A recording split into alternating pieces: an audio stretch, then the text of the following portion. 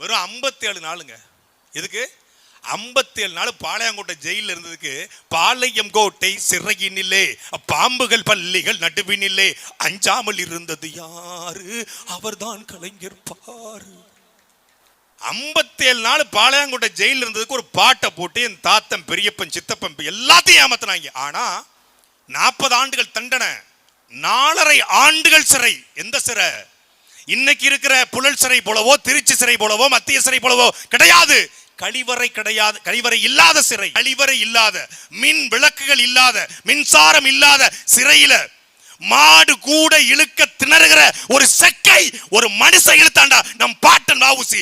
மொத்த சென்னையில் அவனுக்கு சிலை இருக்காடா? இருக்காடா? கருணாநிதி என்ன புடினாரு வீதிக்கு வீதி சிலை, பெரியார் என்ன புடுங்கினாரு வீதிக்கு வீதி சிலை, அண்ணா என்ன புடுங்கினாரு வீதிக்கு வீதி சிலை, என் பாட்டன் வஉசிக்கு இல்லாத சிலை.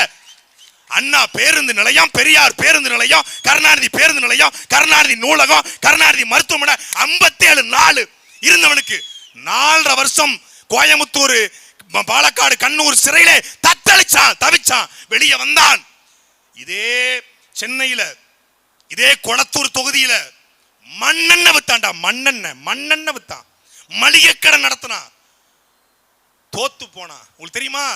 இன்னைக்கு கருணாநிதி, ஸ்டாலின், உதயநிதி, இன்பநிதி, அப்புறம் துக்கநிதி, துயர்நிதினு பல நிதி வரும்.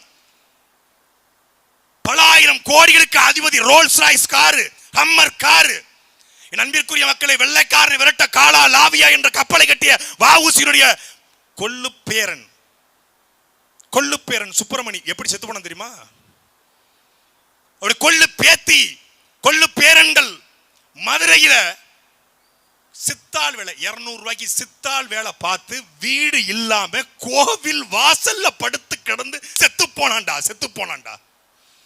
இந்த இனத்துல பிறந்தவன். நீ கருணாநிதியை தூக்கி பிடிக்கிற.